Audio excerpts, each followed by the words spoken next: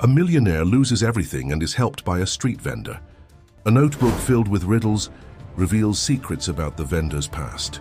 The curiosity of the former businessman leads him to discover a shocking connection between the two. A street vendor hides secrets that could change the fate of the ex-millionaire. The reflection in the panoramic elevator mirror didn't lie. Michael Thompson still carried the proud posture that defined him even after everything. His Italian suit, once impeccable, now showed subtle signs of wear on the sleeves. As the elevator ascended to the 50th floor of the most prestigious building in New York, he adjusted his navy blue tie, a ritual he had repeated for 20 years. This time, however, his hands trembled slightly. "Mr. Thompson, what a pleasant surprise," exclaimed Susan, the secretary of Richard Johnson, his partner of 15 years. She smiled, but her eyes revealed a mix of pity and discomfort.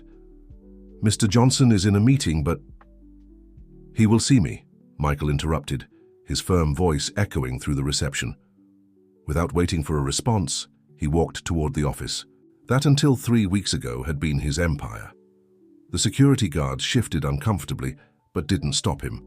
As he opened the door, he found Richard sitting in his old chair, chatting casually on the phone. Upon seeing him, his former partner paled slightly, but maintained the calculated smile Michael knew so well. "I'll call you back in a few minutes," Richard said into the phone before hanging up. "Michael, my friend, what a surprise. I thought you were resting." "Resting?" Michael let out a dry laugh. "Is that what you call what you did to me?" Richard stood up, adjusting his suit, which was far newer than Michael's. "Business is business. You, more than anyone, should understand that. The circumstances you created, you mean?" Michael interrupted, stepping closer to the desk. 15 years of partnership, Richard. 15 years building something together, and you manipulate the numbers, forge documents, and let me take the blame. "Do you have proof of what you're saying?" Richard asked, his smile now wider. "Because, as far as I know, all the evidence points to your reckless decisions, your obsession with ever greater risks. The board only acted according to the board that you convinced, with documents that you altered," Michael completed, his voice trembling with restrained anger. "But you know what's ironic? I didn't come here to confront you." Richard raised an eyebrow, intrigued. "No?" "No," Michael replied, sitting down in the chair across the desk. "I came to thank you." Richard's expression wavered between surprise and suspicion. "Thank me?" "Yes, because you showed me something that no amount of money could buy. The truth about who you are, about who I was," Michael leaned forward, "and most importantly, about who I can become." "Michael, you're being dramatic. It was just business." "No, Richard, it was a lesson, one I needed to learn." Michael stood up. "You know, I spent the last few days revisiting every decision, every moment that brought us here, and I realized that my biggest failure wasn't trusting you. It was becoming someone like you." Richard laughed, but there was an almost imperceptible tremor in his voice. "And what do you plan to do? You're bankrupt, your reputation is ruined, no one will believe—" "I didn't come for revenge, Richard." Michael walked to the door. "I came to say goodbye, to who I was, to what we built, to who I thought you were. But mostly," he turned one last time, "I came to warn you that this isn't over, not in the way you imagine." As he left the office, Michael felt the weight of 2 decades crumbling on his shoulders. The empire he had built, the millions he had accumulated, the respect he had earned, it had all turned to smoke in a matter of days. But as the elevator descended, something different gleamed in his eyes. It was no longer the reflection of power or arrogance that had defined him. It was something deeper, more dangerous: determination. Night was falling over New York when Michael left the building for the last time. His accounts were frozen, his penthouse had been seized by the bank, and his luxury car was no longer in his name. In his pocket, only a few crumpled bills and a credit card he knew was already cancelled. The contrast between his former life and his current reality hit him like a punch to the gut as he found himself wandering aimlessly down Fifth Avenue. The same people who once revered him now passed by without a second glance. He was just another man in a worn suit, drifting through the city streets. The first night was the hardest. After hours of walking, he found shelter in a square in the city center. The wooden bench was hard and the cold of the New York night seeped through the thin fabric of his Italian suit. For the first time in decades, Michael felt true hunger. "Coffee?" A hoarse voice snapped him out of his thoughts. Beside him, a middle-aged man offered a steaming styrofoam cup. His sun-weathered face bore a kind expression, and his simple clothes, though worn, were surprisingly clean and tidy. "I can't pay," Michael replied, his voice hoarse with wounded pride. The man laughed, a surprisingly musical sound. "I'm not selling. I'm Joseph, but everyone calls me Joe." Michael hesitated for a moment before accepting the cup. The warmth of the coffee seeped into his cold hands, and the rich aroma brought an unexpected wave of comfort. "Michael." He introduced himself, his voice softer now. "First night on the street?" Joe asked, sitting down beside him. There was no judgment in his voice, only genuine curiosity. Michael nodded, surprised by the man's insight. "Is it that obvious?"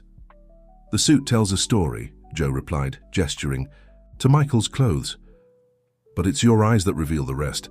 They still have that sparkle of someone who can't believe they're here." "And you?" Michael asked, taking a sip of his coffee. It was surprisingly good. "How long?" "On the streets," Joe finished with an enigmatic smile. "Long enough to learn that not everything is as it seems. Come on, I know a better place to spend the night." Michael hesitated. His mind, still conditioned by corporate life, screamed about the risks of trusting strangers. But what choice did he have? He followed Joe through the streets of downtown, watching as the man greeted vendors, night guards, and other street dwellers with a familiarity that suggested years of coexistence. They arrived at a small storage area behind a hardware store. Joe exchanged a few words with the security guard, who nodded in approval. Inside, there was an organized space with a few mattresses, stacked boxes, and, to Michael's surprise, a small area that seemed to function as an improvised kitchen. "It's not a five-star hotel," Joe commented, noticing Michael's gaze, "but it's safe and dry. And tomorrow, if you want, I can show you how to survive here." Michael observed the space more carefully. There was something about the meticulous organization, the way everything was arranged, that didn't fit the image he had of an improvised shelter. Joe moved around the space with an ease that suggested more than just familiarity. "Why are you helping me?" Michael finally asked as he settled onto one of the mattresses. Joe stopped what he was doing and looked at Michael with an expression that mixed wisdom and something else, something Michael couldn't quite place. "Let's just say, I've been on the other side of the coin, and sometimes, Michael, we need to lose everything to find something much more valuable." That night, lying on the simple but clean mattress, Michael reflected on Joe's words. There was something about the man that didn't fit the stereotype of a street dweller.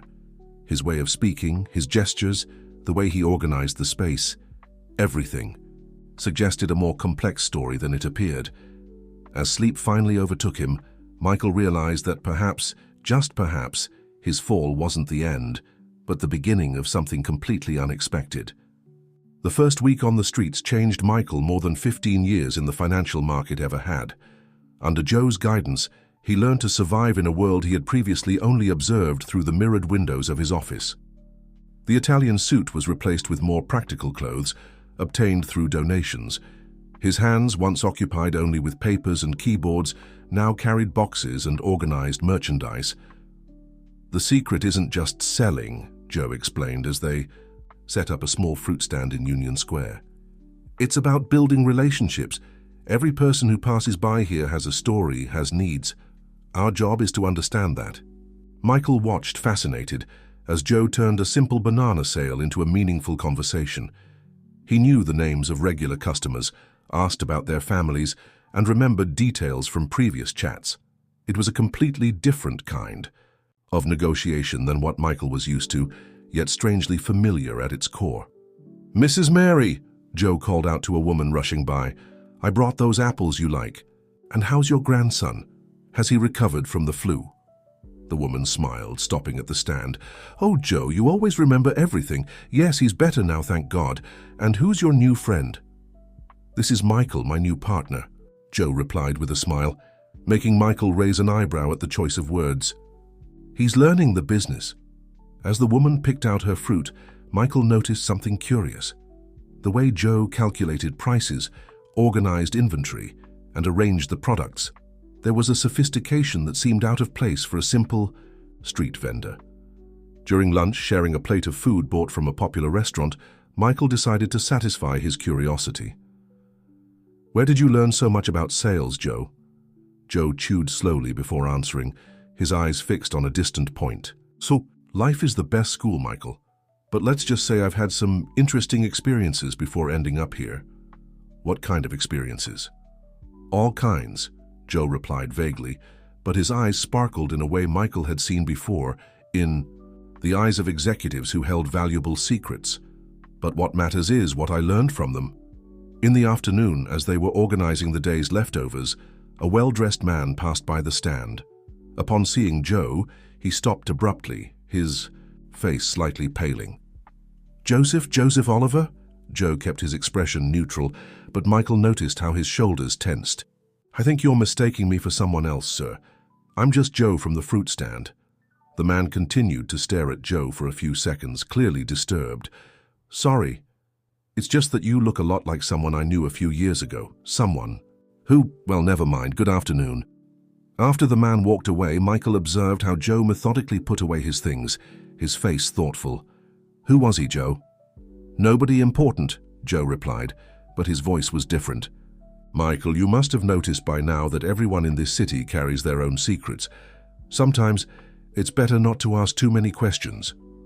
Back at the storage room, Michael watched Joe pull out a worn notebook from one of the boxes. The care with which the man handled the object caught his attention. Joe quickly wrote something down, his hands moving with a familiarity that suggested years of practice. "What do you write so much in that notebook?" Michael asked, trying to keep his tone casual. "Accounts mostly," Joe replied, putting the notebook away with the same care he had taken to retrieve it. "It's important to keep everything organized, even when you're selling fruit on the street." That night, as he tried to sleep, Michael reflected on the day's events. There was something about Joe that didn't fit the puzzle.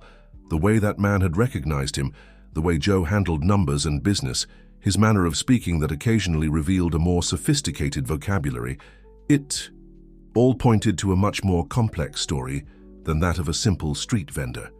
Michael fell asleep with a growing certainty. Just as he himself harbored secrets from his past, Joe carried mysteries that, in some way, might be connected to his own story. The question was he ready to uncover the truth? Michael's curiosity about Joe's past grew with each passing day. During his 3 weeks living on the streets, he had noticed curious patterns in his benefactor's behavior. Joe avoided certain areas of the city, especially the financial districts. When he needed to pass through them, he would change his demeanor, as if trying to become invisible. One particularly busy morning at the stand brought another intriguing element to the mystery. A stylish executive stopped to buy fruit, but her interest seemed to be more in Joe than in the apples she pretended to examine. "Excuse me," she said, adjusting her designer glasses, "but haven't we met somewhere before, maybe from—" "Impossible, ma'am," Joe interrupted politely but firmly. "I spend my days here selling fruit. You must be confusing me with someone else." The woman didn't seem convinced, but she didn't press further. After she left, Michael noticed how Joe discreetly jotted something down in his mysterious notebook. "Another person who mistakes you for someone from the past," Michael commented casually, arranging some oranges. "You must have a very common face, Joe." Joe smiled, but it was a different smile than usual. There was a hint of sadness in it. "Or maybe people see what they want to see, Michael. When you're on the streets, you learn that sometimes the best way to protect yourself is to be invisible." In the afternoon, while Joe had stepped away to take care of what he called personal business, Michael took the opportunity to examine the area where they slept more closely. The storage space, which initially seemed like just a makeshift shelter, revealed new details under closer inspection. The stacked boxes followed a specific pattern, creating small hidden spaces. In one of them, Michael found old newspapers carefully folded and organized by date. They were mostly financial sections, some from as far back as 5 years ago. Looking for something specific? Joe's voice startled him, causing him to drop one of the newspapers. "Sorry, I was just—" Michael began, but stopped when he saw the headline of the fallen newspaper: "Financial Scandal Shakes Market. Whistleblower Disappears After Revealing Billion-Dollar Scheme." Joe calmly approached, picking up the newspaper. His face showed no anger, but his eyes had a different gleam. "You know, Michael, sometimes life puts us in situations where we have to choose between doing what's right and doing what's safe. Michael hesitated, connecting the dots in his mind. "Do you have some connection to this case?" "We all have a connection to something bigger than we seem," Joe replied enigmatically. "But the question is, what do we do with this knowledge?" That night, as they prepared a simple dinner, Michael observed Joe with new eyes. His precise gestures while chopping vegetables, the way he methodically organized each ingredient, these were habits that spoke of a life very different from his current one. "You know, Michael," Joe commented as they ate, "when you first got here, you were only focused on what you had lost. But sometimes we need to lose everything to see what truly matters." "And what would that be?" Michael asked, intrigued by the shift in the conversation. "The truth," Joe replied, his eyes fixed on Michael's. "Not the truth that appears in newspapers or financial reports, but the truth hidden between the lines, in the silences, in the stories no one wants to tell." Michael felt a shiver run down his spine. Suddenly, his own story, Richard's betrayal, the loss of his empire, seemed connected to something larger, something Joe perhaps knew all too well. "Why did you really help me, Joe?" Michael finally asked. "Of all the people on the streets, why me?"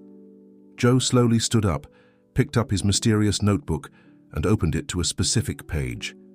For a moment, Michael glimpsed numbers, diagrams, and names that seemed strangely familiar. "Let's just say I recognize a wounded warrior when I see one," Joe replied, closing the notebook before Michael could read more. "And sometimes, Michael, the people who seem to have lost everything are exactly the ones who have the most to gain from the truth."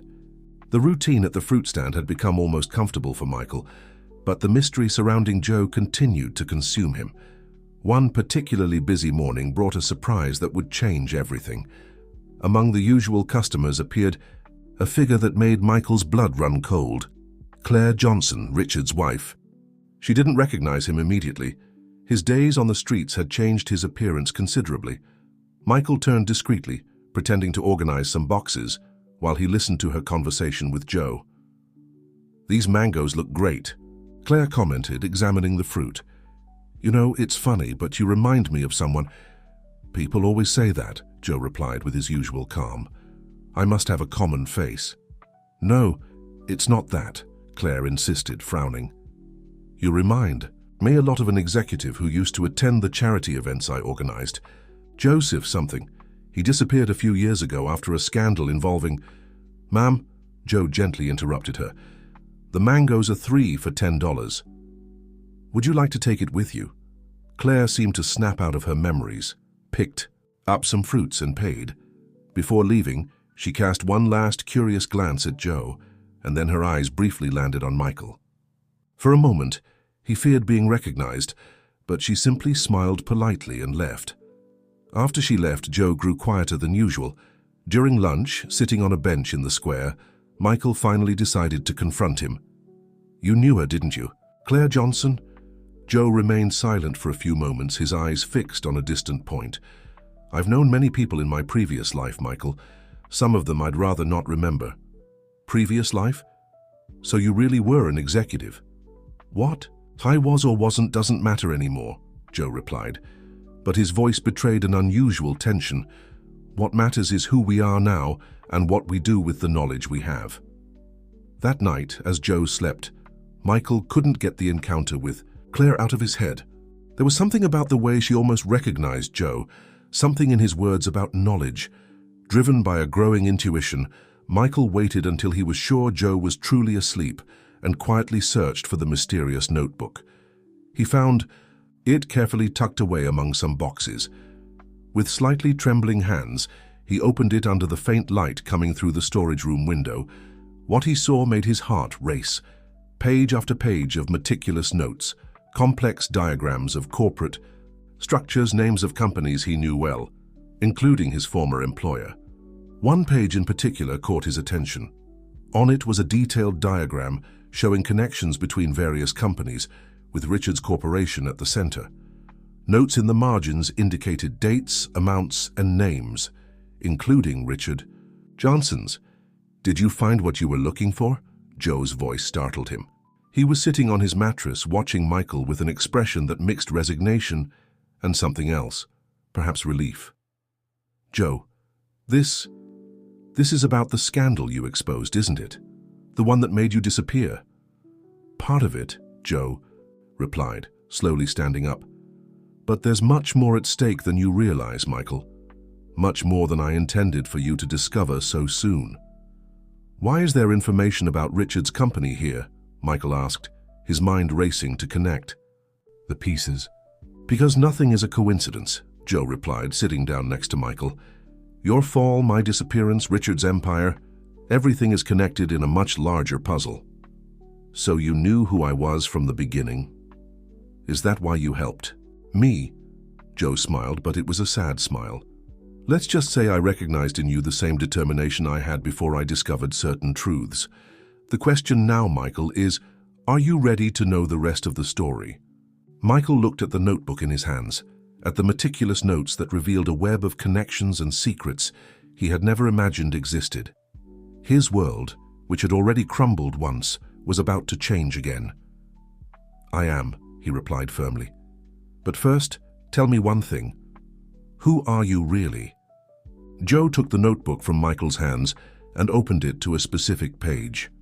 "My real name is Joseph Oliver, and 5 years ago I was the financial director of one of the largest corporations in the country, until the day I discovered something no one should have found out. The revelation of Joe's true identity, or rather Joseph Oliver, opened a door that could no longer be closed." Over the next few hours, as dawn broke over New York, Joseph shared his story with Michael, each word revealing more layers of a conspiracy that went far beyond their imaginations. "I was like you," Joseph began, flipping through his notebook. "Successful, respected, convinced I was in control of my life, until I started noticing discrepancies in the financial reports of several companies connected to our corporation." Michael watched intently as Joseph pointed to different diagrams in his notebook. At first they seemed like isolated irregularities, but the more I investigated, the more I realized there was a pattern, a scheme so well crafted that it went unnoticed by less attentive eyes. "And Richard was involved?" Michael asked, his heart racing as he saw the name of his former partner appearing repeatedly in the notes. "Richard was more than involved," Joseph replied, his voice filled with bitterness. "He was one of the key players. The scheme worked like a spider's web, with different companies connected through seemingly legitimate transactions. But the money always ended up in the same places." Michael felt a chill as he recognized some of the strategies described by Joseph. They were similar to the ones Richard had used to frame him. "When I discovered the truth," Joseph continued, "I made the mistake of confronting the wrong people. I thought I had enough evidence that the truth would speak for itself, but I underestimated their power. What happened? They were faster. Before I could present the evidence to the authorities, I was discredited. Documents were forged, witnesses intimidated. In a matter of days, I went from being a respected executive to an alleged fugitive fraudster." Michael felt a knot in his stomach. The story was painfully familiar. "Is that why you chose to disappear?" "It wasn't exactly a choice," Joseph smiled humorlessly. "It was a matter of survival. But even on the streets, I never stopped investigating, gathering information. Every person who passes by this stand, every seemingly casual conversation, it could reveal a new piece of the puzzle." "And why did you help me? What's my connection to all this?" Joseph flipped through some pages of his notebook until he reached a set of more recent notes. "Your downfall wasn't an accident, Michael. Richard used the same playbook against you that they used against me, but he made one mistake. He chose the wrong victim." "How so?" "You were known for your ambition, your willingness to take risks. When Richard manipulated the documents to frame you, everyone believed it because it fit your profile. But he didn't account for one detail I was watching, and I saw the same patterns, the same strategies that destroyed my life being used again. Michael stood up, his mind processing all the implications. So, you helped me because you saw an opportunity to expose everything? Not exactly, Joseph replied, also standing up. I helped you because I saw in you something I lost a long time ago, the ability to start over.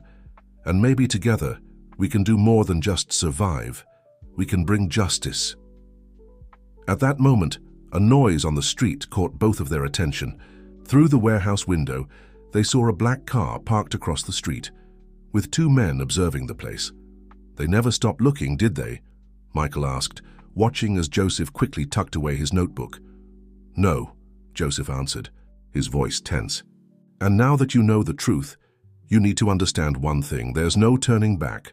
Are you ready for this?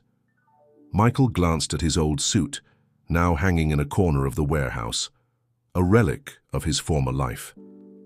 Then he looked at Joseph, the man who had lost everything but kept his integrity, his determination to seek the truth.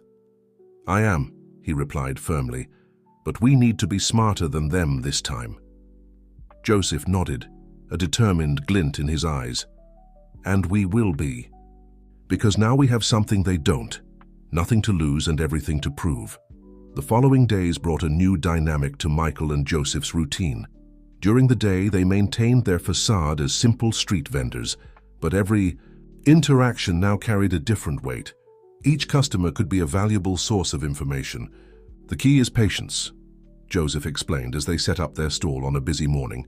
For years, I built a network of informants, without them even knowing they were informants. That lady over there, for example, he discreetly pointed to an elegant woman who passed by every day, is the secretary of one of the directors involved in the scheme. Her casual conversations about daily office life are more valuable than any official document. Michael absorbed every word, impressed by Joseph's meticulousness. The fruit stall, he realized, wasn't just a means of survival. It was a strategically positioned observation post in the financial heart of New York. But we can't just keep gathering information, Michael argued, adjusting some oranges on display. We need to act before Richard realizes we're connected. Acting rashly was my mistake the first time, Joseph replied, his voice heavy with experience. We need to be smarter now, build our strategy like a game of chess. Every move must have a purpose. Every piece must be in the right place. As they spoke, a familiar face appeared in the crowd. Susan, Richard's former secretary. She stopped at the stall, clearly not recognizing Michael in his simple new attire. Good morning, she greeted cheerfully. Those grapes I bought last week were delicious. Do you have more? Of course, Mrs. Susan, Joe replied cordially, while Michael stayed discreetly busy in the back of the stall. How's work? Still swamped with the board meetings? Oh, don't even get me started, she sighed, picking out some fruits. It's been crazy with this new merger they're planning. Mr. Johnson barely leaves the meeting room, always with that brown briefcase of his. Michael and Joe exchanged a meaningful glance. The brown briefcase. Michael knew that inseparable accessory of Richard's well, where he kept his most important documents. After Susan left, Joe quickly jotted down some notes in his notebook. See, sometimes the most valuable information comes from the most casual conversations. The brown briefcase, Michael murmured, thoughtful. Richard always kept it locked. In his office. If it's constantly with him now, it means he's insecure, Joe finished, keeping the evidence close. And that merger she mentioned, it could be the opportunity we've been waiting for. That night, in the warehouse, they began to map out their plan. Joe spread his notes across the floor, creating a detailed map of the connections and vulnerabilities they had uncovered. The key isn't to expose everything at once, Joe explained, circling some names in his diagram. It's to create small cracks in the system, one at a time, until the whole structure starts to collapse on its own. How? Michael asked, studying the notes. First, we need to understand this merger better. If Richard is involved, he's probably using the same old pattern, but this time we have an advantage. We know his methodology, his weak points. Michael nodded, beginning to visualize the strategy. And we have something he doesn't expect, the fact that we're working together. He would never imagine that his two biggest victims would cross paths. Exactly, Joseph smiled, that determined glint back in his eyes. But we need to be careful. Every move must seem isolated, disconnected. If he realizes we're coordinating, he'll panic, Michael finished, and panicked people make mistakes. Or become more dangerous, Joseph warned. That's why we need to be methodical. First, we'll use our network of contacts to gather more information about the merger. Then we'll identify the weak points in the documentation. And then? Then, Joseph replied, closing his notebook with a decisive motion. We'll do what Richard fears most, turn his biggest move into his biggest mistake. As they planned, Michael realized how his perspective had changed. Months ago, his only ambition was to accumulate more wealth, more power. Now, sitting on the floor of a warehouse with a former executive turned street vendor, he was discovering a greater purpose. Joseph, he called, using his mentor's real name for the first time, why did you keep investigating all these years? Wouldn't it have been easier to just disappear for real? Joseph was silent for a moment, his gaze lost in distant memories. Because some truths are bigger than ourselves, Michael, and when you find one of those truths, you can't just turn your back on it. The night deepened, and with it grew the determination of the two men. Amid notes and plans, something more than a strategy for revenge was being born. It was a quest for justice, a chance to not only correct their own destinies, but to expose a corrupt system that had harmed many others. The routine at the fruit stand took on new contours in the following days. Every customer who stopped to buy could be an important piece in the complex puzzle Michael and Joseph were assembling. The merger mentioned by Susan became the focus of their investigation. It's amazing how people talk when they think no one is really listening, Joseph commented on a quiet afternoon, jotting down more information in his notebook. In just 3 days, we already know more about this merger than many of the executives involved. Michael agreed, recalling the various conversations they had overheard.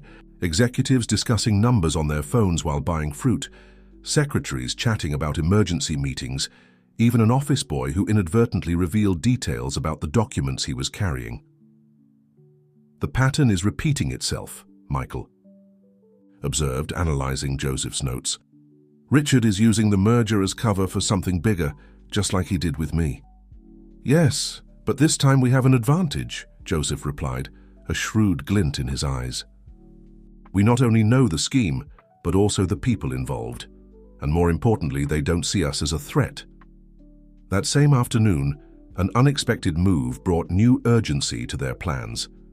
Claire Johnson returned to the stall, but this time she wasn't alone. By her side, Richard walked absent-mindedly, focused on his cell phone. Michael quickly busied himself in the back of the stall, his heart racing. Joseph, maintaining his characteristic calm, attended to the couple with the same cordiality he showed all customers. "Look, Richard," Claire commented, touching her husband's arm, "this is the vendor I mentioned, the one who reminded me of someone." Richard finally looked up from his phone, studying Joseph carefully. For a moment, a flicker of recognition passed through his eyes, but it was quickly replaced by doubt. "Yeah, there's something familiar," he murmured, scrutinizing Joseph more closely. "Have you always worked around here?" "For a few years," Joseph replied naturally, arranging some apples. $5 a pound if you're interested." Richard continued to observe Joseph for a few more seconds, his expression wavering between suspicion and uncertainty. Finally, he picked up some fruit and paid, gently pulling Claire by the arm. "Let's go, darling, I'm late for a meeting." After they walked away, Michael emerged from his hiding spot, his hands trembling slightly. Did he suspect something? "Maybe," Joseph replied thoughtfully, "but that could work in our favor. Doubt can be more unsettling than certainty." The following night, as they organized the information gathered during the day, Joseph presented an idea that would change the course of their plans. "We need to use Richard's own strategy against him," he explained, pointing to his notes. "He always creates a false sense of security before making his move. We'll do the same." "What?" "Tomorrow, you're going to visit your old company," Joseph replied, surprising Michael. "Not to confront anyone, but to ask for forgiveness." "Forgiveness? Are you kidding me?" "Think about it," Joseph continued, his eyes gleaming with cunning. "Richard sees you as a distant but controlled threat. If you show up expressing remorse, asking for a second chance, he'll let his guard down." Michael began to understand the strategy. "And while he's focused on me—" "Exactly. While he's busy monitoring you, other pieces can move on the board. Plus, your presence will make him nervous, more prone to making mistakes." The plan was risky, but it made sense. Michael spent the night rehearsing his role, preparing to play the broken and remorseful man Richard would expect to see. "Remember," Joseph instructed him, "the secret isn't just convincing him of your remorse, it's making him believe he still has complete control of the situation." As they finalized the details of the plan, Michael noticed how his perspective had changed. Months ago, the idea of humiliating himself in front of Richard would have been unthinkable. Now he understood that sometimes it was necessary to step back to move forward with greater strength. "Joseph," Michael called out before going to bed, "do you really think this can work?" "It's not a matter of thinking," Joseph replied with a confident smile. "It's a matter of knowing how to use the right tools. Richard built his empire by manipulating people and their weaknesses. Now we'll use his own pride against him." The night wore on, and with it grew the determination of both men. The plan was set, the roles defined. The next day would mark the beginning of a new phase in their strategy, one that would require not only courage, but also a skill they had both honed in their new lives, the art of strategic invisibility. Michael adjusted the borrowed tie, feeling the worn fabric between his fingers. The suit, also borrowed from one of Joseph's contacts, didn't have the impeccable cut he was used to, but it would serve its purpose. Standing in front of the makeshift mirror in the storage room, he rehearsed his expression of remorse once more. "Don't overdo it," Joseph advised, watching him closely. "True repentance has subtlety. Richard needs to see vulnerability, not despair." Joseph's words echoed in his mind as he rode the same panoramic elevator he had left months ago. This time, however, his reflection showed a different man, not just in the worn-out clothes, but especially in his gaze. Susan nearly dropped her coffee cup when she saw him emerge from the elevator. "Mr. Thompson, Mr. Johnson is in a meeting and—" "Please, Susan," Michael interrupted gently, his voice carrying a studied humility. "I know I don't have an appointment, but I just need 5 minutes." It's important." Susan hesitated, her eyes revealing a mix of pity and curiosity. After a few tense moments, she nodded and picked up the phone. "Mr. Johnson, sorry to interrupt, but Mr. Thompson is here." The silence that followed seemed to last an eternity. Finally, Susan hung up the phone. "He will see you. You can go in." Richard was standing by the window when Michael entered, his silhouette framed against the New York skyline. He didn't turn immediately, a calculated gesture of power that Michael recognized well. It was a tactic he himself used to employ. "Michael," Richard finally turned, his face a mask of professional concern. "What an interesting surprise." "Richard, Michael let his voice falter deliberately, rehearsing the moment of vulnerability they had planned. "I need your help." A glimmer of satisfaction flashed across Richard's eyes, so quickly it would have been imperceptible to someone less observant. "Please, have a seat. Would you like some coffee? You look, down." Michael accepted the coffee with deliberately trembling hands. "These past few months have been tough. I've lost everything, Richard. Not just the money or the position, but my dignity." "Life has its ups and downs," Richard replied, his voice dripping with false compassion. "Sometimes our choices lead us down unexpected paths." "You were right," Michael continued, keeping his eyes downcast. "I was reckless, arrogant. Only, now do I realize how much damage I caused, how much I hurt the company, our investors, you." Richard circled the desk, sitting on the edge near Michael, a calculated display of closeness and superiority. "Michael, you've always been impulsive. Perhaps that has been both your greatest strength and your greatest flaw." As the conversation unfolded, Michael kept part of his attention on the brown folder resting on the table. Richard had subtly moved it farther away when he entered, a telling gesture. "What exactly are you expecting from me?" Richard finally asked. after Michael had appropriately humbled himself for several minutes. "A chance," Michael replied, allowing a hint of desperation to color his voice. "It doesn't have to be here. It doesn't have to be a high position. I just need an opportunity to rebuild my life."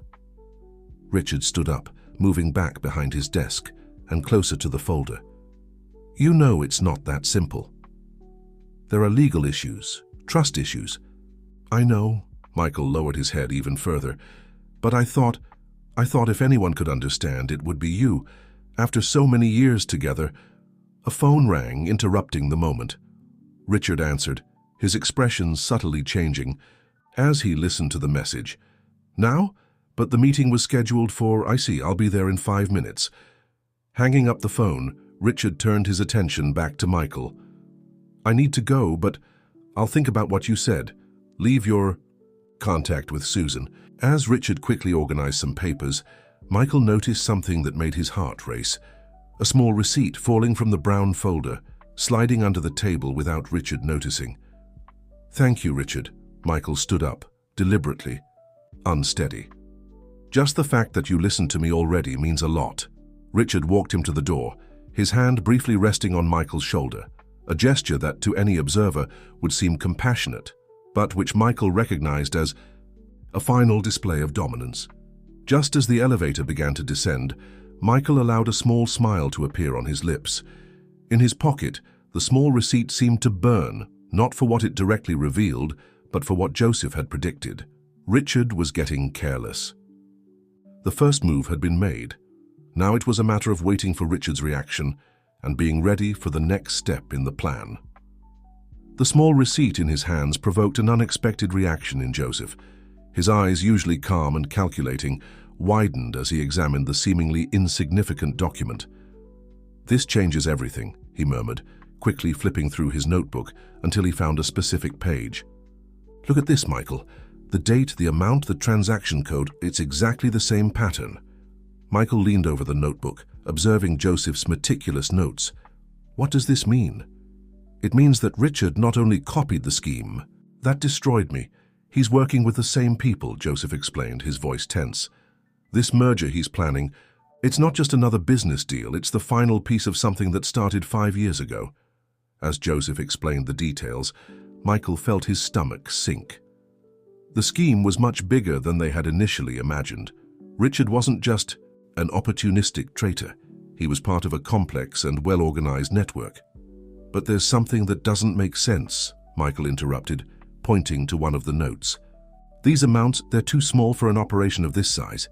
"Exactly," Joseph smiled, a glimmer of discovery in his eyes. "They're small enough to go unnoticed individually, but when you add them all up, a fragmentation technique," Michael completed, recalling his old accounting classes. "Breaking large transactions into smaller ones to avoid alerts." At that moment, they were interrupted by unusual movement on the street. An executive car parked near the newsstand, and out stepped a figure that made both of them freeze. Claire Johnson. This time, however, she didn't seem like the usual elegant and distant wife. Her eyes were red, her hands trembling slightly as she clutched her designer handbag. "I need to talk to you," she said directly to Joseph, her voice low and urgent. "I know who you are, Joseph Oliver." The silence that followed was thick enough to cut with a knife. Joseph maintained his composure, but Michael could see the tension in his shoulders. "Ma'am, I think you're mistaking me for—" "No," she interrupted, glancing nervously over her shoulder. "We don't have time for this. I always knew there was something wrong with Richard's business, but now I'm sure, and I need your help." Joseph exchanged a quick glance with Michael before responding. "Why now?" Clara opened her bag with trembling hands, pulling out an envelope. "Because I found this in his home office. They're documents about the merger, but there's something more, something about a project from 5 years ago. Your name was there." Joseph carefully picked up the envelope, as if it were a bomb about to explode. "Why are you giving this to me?" "Because," Claire took a deep breath, tears glistening in her eyes, "I found out that Richard isn't just manipulating numbers. He's using my name. My signature is on documents I've never seen, authorizations I never gave." Michael watched. As Joseph's face subtly changed while examining the documents, something in the papers clearly affected him deeply. "Mrs. Johnson," Joseph finally spoke, his voice gentle but firm, "do you understand that this could change everything? Not just for Richard, but for you too?" Claire nodded, discreetly wiping away a tear. "I've already lost too much by pretending not to see what was happening. I can't live like this anymore." After Claire left, Michael and Joseph spent hours analyzing the documents. Each page revealed more connections, more layers of a scheme that seemed endless. "Joseph," Michael called after a long silence, "do you think we can trust her?" Joseph slowly closed his notebook, his face thoughtful. "It's not about trust. Claire brought us exactly what we needed, but she also put us in a delicate position. If Richard finds out, he'll know it wasn't a coincidence that I showed up at the office today." Michael finished the thought. "Yes, and more than that," Joseph added, carefully storing the new documents. "He'll realize he's no longer in control of the situation." The sun was beginning to set over New York, casting long shadows over the fruit stand. Michael watched as the golden light transformed the ordinary scene into something almost mystical, a reminder of how appearances could be deceiving. "What do we do now?" he asked, feeling the weight of the day's revelations. Joseph smiled. That smile Michael had learned to recognize as a sign that a new plan was forming in his mind. "Now, my friend, let's give Richard exactly what he fears most, the truth." The morning started differently at the fruit stand. The seemingly normal routine, organizing, goods serving customers, taking notes, now masked a meticulously planned operation. Joseph and Michael had spent the entire night analyzing the documents brought by Claire, connecting dots that had once seemed isolated. "It's like a game of dominoes," Joseph explained, showing Michael a new diagram in his notebook. "Each piece is connected to the others. When one falls, all of them fall," Michael finished, observing the complex web of connections they had built. Claire's documents had revealed not only the extent of Richard's scheme, but also its vulnerabilities. The first part of the plan went into action when Susan, Richard's secretary, stopped by the stand to buy her usual fruits. Joseph served her with his usual cordiality, but this time he included something extra in her bag, a small envelope. "Mrs. Susan," he called out as she was walking away, "I think someone dropped this near your desk yesterday. It has your company's logo, so I thought it might be important." Susan took the envelope curiously. Inside, carefully selected, were some of the less incriminating documents, but enough to plant the seed of doubt. "This is," she began, her eyes widening as she recognized certain signatures. "Any problem?" Joseph asked innocently. No, thank you," she replied distractedly, tucking the envelope into her bag with slightly trembling hands. Michael, watching the scene from a distance, admired Joseph's subtlety. Susan was known for her discretion, but also for her efficiency. If there was anything irregular in the documents, she would notice. The second move came through one of Joseph's long-cultivated contacts, an investigative journalist who often bought fruit at the stand. "Charles," Joseph called out during his usual visit, "that story you were working on about corporate fraud, are you still on it?" The journalist, a middle-aged man with sharp eyes, raised an eyebrow. "Always, why?" "I heard an interesting story the other day," Joseph commented casually, "about a merger that's happening. Seems like there are some irregularities." The bait was set. Charles, known for his nose for scandal, bit immediately. The conversation that followed was carefully crafted to appear casual, but every piece of information shared had been meticulously selected. Meanwhile, Claire Johnson was playing her part, though she didn't quite know how it fit into the bigger plan. Following Joseph's subtle hints, she began asking seemingly innocent questions about certain documents in Richard's office. "Darling," she remarked during dinner as they had planned, "I was organizing some papers and found some authorizations with my signature. I don't remember signing them." Richard's reaction, as reported by Claire the next day, was exactly as Joseph had predicted. He grew uneasy, defensive, and spent the entire night rummaging through his brown briefcase. "Fear is starting to get to him," Joseph observed, making his usual notes. "When people like Richard begin to feel they're losing control, they tend to make mistakes." Confirmation of this theory came unexpectedly. Late in the afternoon, Susan returned to the stand, this time with a worried expression. "Mr. Joseph," she began hesitantly, using a more formal tone for the first time, "those documents you gave me, are there others?" Joseph kept his expression neutral. "Why do you ask?" "Because," she lowered her voice, glancing nervously around, "I found more strange things in the office. Mr. Johnson is different. This morning he cancelled all his meetings and spent hours locked in the room with the lawyers." Michael and Joseph exchanged a meaningful look. It was the sign they had been waiting for. The first cracks were beginning to show. "The next step is crucial," Joseph explained later, when they were alone. "Richard is cornered, but a cornered animal can be dangerous. We need to be even more careful now." "What if he tries to destroy the evidence?" Michael asked, concerned.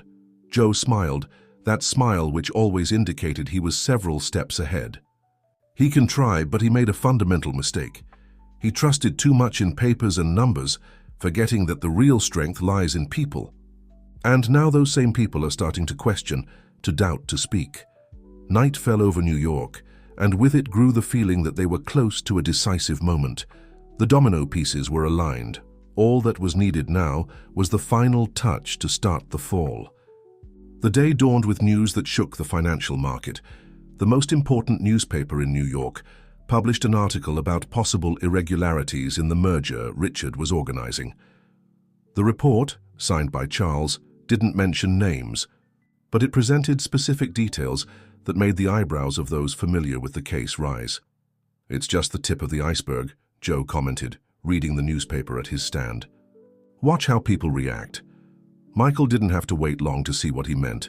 Throughout the morning, executives passed by the stand, talking in worried tones, phones rang incessantly, and the tension was palpable in the air. "Mr. Joe?" Susan appeared mid-morning, more agitated than usual. "Mr. Johnson, he's been asking about you." Joe maintained his characteristic calm. "Really? And why would that be?" "He showed your photo to some executives, an old photo from when—" She hesitated, clearly connecting dots in her mind. "You're not just a fruit vendor, are you?" "Mrs. Susan," Joe replied softly, "sometimes people are much more than they appear. You should know that better than anyone, shouldn't you?" The comment hit its mark. Susan, who for years had been more than just a secretary, she was the keeper of many corporate secrets, nodded slowly. "He's nervous," she revealed in a low voice. "I've never seen him like this. This morning, when he read the newspaper, I've never seen him lose control like that." As Susan walked away, Claire Johnson appeared at the stand. His usually composed face showed signs of tension. "Richard is destroying documents," she informed without preamble. "He spent the entire night in the Home Office, but there's something strange. He seems to be looking for something specific." "The brown folder," Michael guessed. He must have realized he lost that receipt. Joseph nodded, making a note in his notebook. "And now he knows he's no longer in control of the situation. Claire, you need to be more careful than ever. Richard can't suspect that you're involved." The day progressed with growing tension. Michael's phone, a prepaid, one bought specifically for his meeting with Richard, rang several times, calls from his former partner, each one more insistent. "He's trying to figure out where the blow came from," Joseph explained. "His visit to the office, the mysterious documents, the newspaper report. Richard knows it's all connected, but he can't see the full picture." In the afternoon, another crucial development. Charles, the journalist, walked by the stand with a satisfied smile. "You won't believe the calls I got today," he commented, picking out some fruit. "It seems that story about the merger opened a Pandora's box. I've got executives wanting to talk, employees offering documents.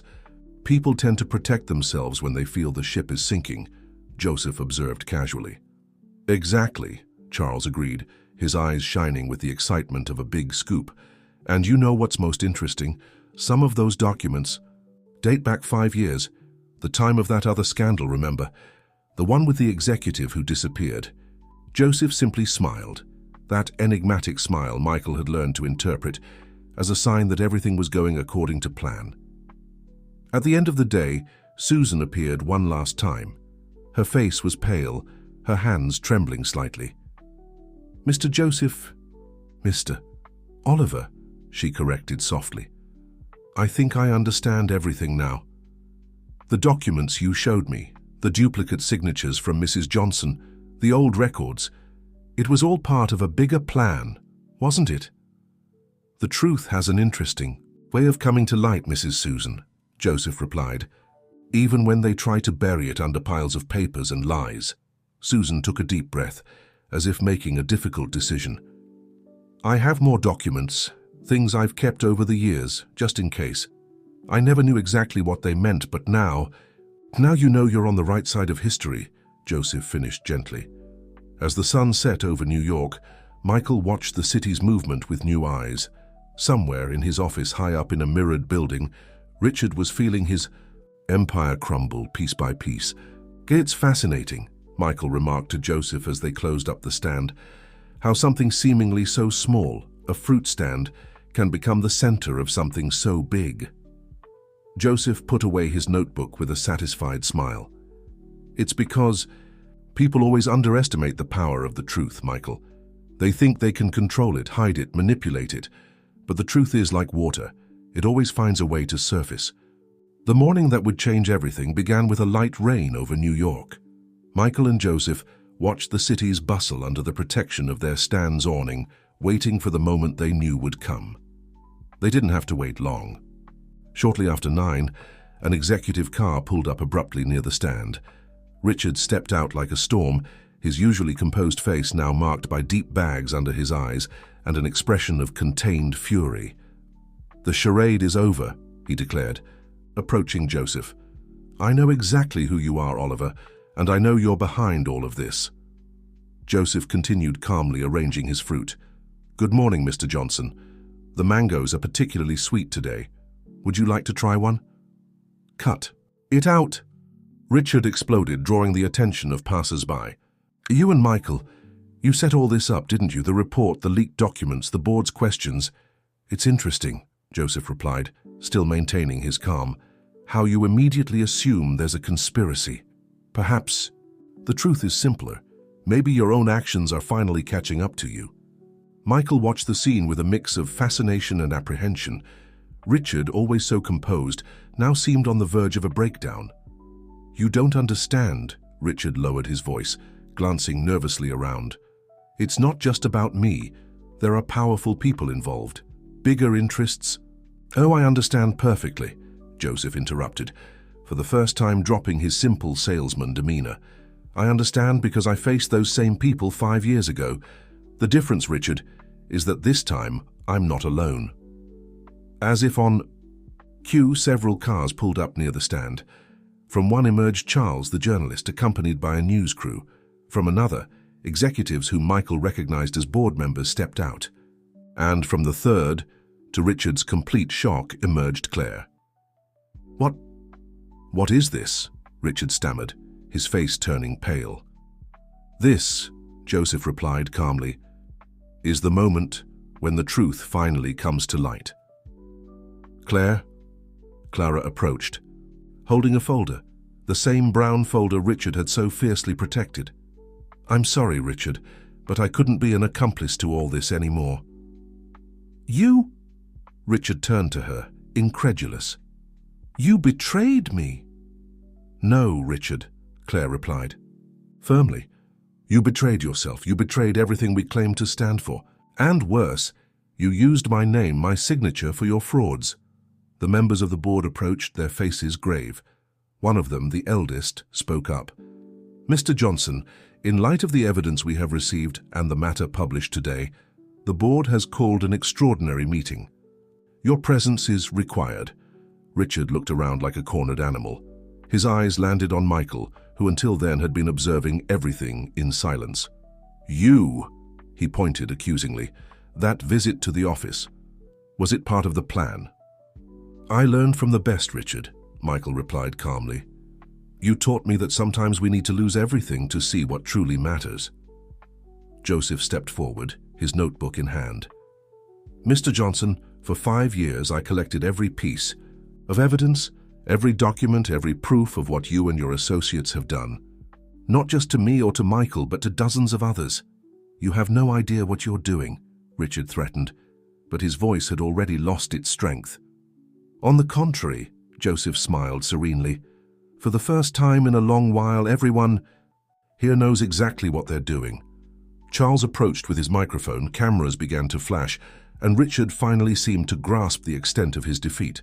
His empire, built on lies and betrayals, was about to crumble under the weight of the truth. "Come on, Richard," Claire called softly. "It's time to face the consequences." As Richard was led to the car that would take him to the board meeting, Joseph and Michael exchanged a look of understanding. No words were needed. Both knew that this moment represented not just the end of an era of lies, but also the beginning of something new. The rain had stopped, and a ray of sunlight broke through the clouds, illuminating the fruit stand that had become the unlikely setting for one of the biggest revelations in the corporate world of the United States. Joseph calmly went back to arranging his sleeves, as if nothing extraordinary had happened. "You know," he remarked to Michael, "I think the fruits are especially sweet today." 3 months had passed since the day the truth came to light at the small fruit stand. The story of Richard Johnson and his fraud scheme made headlines for weeks, triggering a series of investigations that revealed a corruption network far larger than anyone had imagined. On a sunny morning, Michael adjusted his tie in front of the mirror in his new office, smaller and more modest than the previous one, but this time built on solid foundations. The framed article on the wall told the story of his redemption, not as a victim, but as someone who chose to stand up and fight for the truth. Still getting used to the tie again, the familiar voice of Joseph surprised him at the door. Things never change," Michael smiled, observing his friend. Joseph still had his simple appearance, but something in his posture had shifted. The weight of the secret he had carried for so long had finally been lifted. "The fruit stand misses you," Joseph commented, sitting down comfortably. "Though I have to admit, you were never very good at picking ripe mangoes." Both laughed, reminiscing about the days they had shared on the streets. The stand was still there, now managed by people Joseph had helped over the years. His way of ensuring that strategic observation point continued to serve a greater purpose. "How's Claire?" Michael asked, sitting at his desk. "Adjusting," Joseph replied. "It's not easy rebuilding your life after discovering you've been used for so long. But she's strong. She's using her experience to help others identify signs of corporate fraud." Michael nodded thoughtfully. Claire had become an important ally in the fight for more transparency in the corporate world. Her courage in confronting Richard had inspired others to come forward with their own stories. "And the new project?" Joseph asked, referring to the business ethics consultancy Michael had founded. "Growing faster than we expected," Michael replied, a glint of satisfaction in his eyes. "It seems that after the whole scandal, companies have finally understood the importance of having truly ethical practices, not just for appearances." Joseph smiled, that smile Michael had learned to associate with hard-earned wisdom. "You know, what's ironic? Richard always boasted about his talent for spotting opportunities, but in the end it was his own greed that created the biggest opportunity, the chance to change the system from within." "Speaking of Richard," Michael commented, "did you hear he's cooperating with the investigations?" "When the house of cards starts to collapse, people tend to look for a way out," Joseph replied. "But this time the truth can't be buried. There are too many vigilant people now, people who have learned the importance of questioning, verifying, not accepting the first convenient explanation." An employee interrupted the conversation, bringing the day's agenda. Michael had a lecture for business leaders in an hour. His story had become a powerful example of how integrity, even when tested in the toughest moments, always finds its way. "I still wonder," Michael confessed as they prepared to leave, "if everything would have been different if I had paid more attention to the signs when I was at the top. If I had questioned more, investigated more." "What matters isn't what we could have done," Joseph replied, standing up. "It's what we choose to do when the truth finally finds us. And you, Michael, chose the hardest path, the right one." As they walked together down the hallway, Michael reflected on how his life had changed. The fall that seemed to have destroyed everything had, in fact, paved the way for something far more meaningful. It was no longer about power or status, it was about purpose. "You know what I miss the most?" Joseph commented casually as they waited for the elevator. Breakfast at the stand. There was something special about starting the day, watching the city wake up, observing people in their routines, knowing that every little moment could make a difference. Michael smiled, understanding perfectly. "How about we stop by there tomorrow? I still haven't found anyone who makes coffee as good as yours." "Deal," Joseph replied, that familiar sparkle in his eyes. After all, some of the best stories start in unexpected places, don't they? The elevator arrived, and as they descended, Michael thought about how a simple fruit stand had become the setting for one of the greatest transformations in his life.